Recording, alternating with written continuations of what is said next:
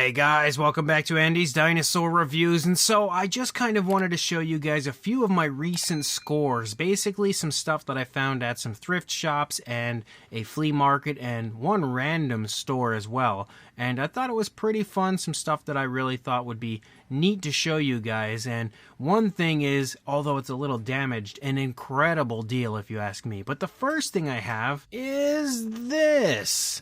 So as you can see, well, you can kind of see, we have, move this camera up a bit, a gigantic Brachiosaurus, and I have no idea who makes this figure. I have never seen this one before. It's pretty nicely detailed. It's also kind of like a soft rubbery material, so it's kind of squishy, similar to old recur figures. Now, I paid like 10 bucks for this guy, which again, you know, is a little more than I would expect to pay for something like this at like a, you know, flea market, which is where I got this one, but it's a pretty neat Brachiosaurus, and as you can see with my hand in here, again, it's also a pretty large Brachiosaurus. I just don't know anything about the figure.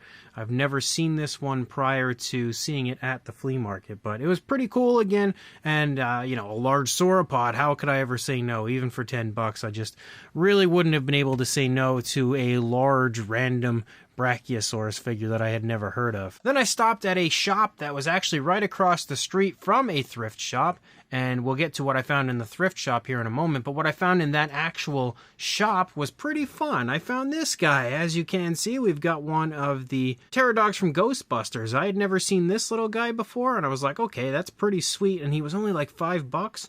You can see the figures that are in the line. There's quite a few of them, and had I seen like Slimer or the, you know, Library Ghost, I probably would have grabbed them as well, but unfortunately they only had a few of the regular Ghostbusters and then of course the Terror Dog, but still super cool figure.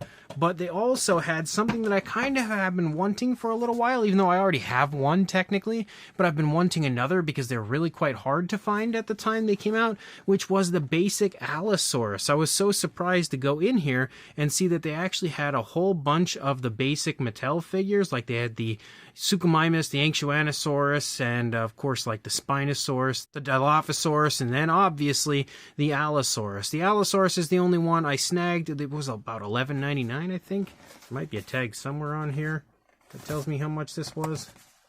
Maybe there's not. I don't know. Oh, wait, there it is.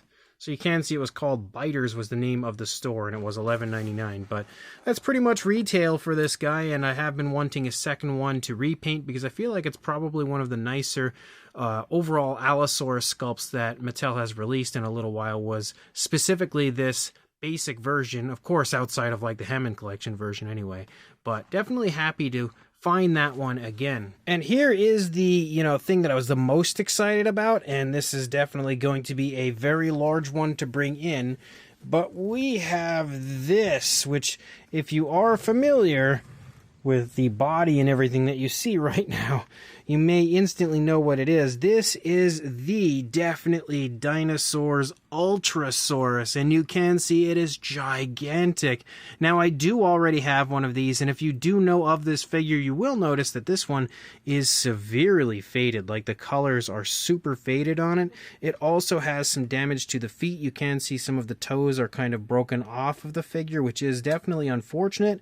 However, this figure is pretty rare nowadays and usually costs a pretty penny to get a hold of, and it's not shocking considering how gigantic it is. But the good thing about this one is, if I bring it back in here, you can see the price tag of $3.99, and that tag is like everywhere. They have a bunch of them on it. But for $4, there was absolutely no way I could say no to a definitely Dinosaur's Ultrasaurus, even if it was a kind of damaged version and severely faded, which I actually quite like the faded look to it. I think it looks better faded than the original one did, because the original one had a little bit more kind of more vibrant colors. But still a super awesome find, and definitely something that I was really quite happy about actually locating and snagging for such a cheap price, even if it does again have some damage. So in the comment section, let me know what you guys think of all of this. Not really too long of a video, fairly short overall, but I just had some fun stuff I wanted to show you guys. So again, let me know what you think, and of course like and subscribe, and I will see you in the next video. Thanks for watching.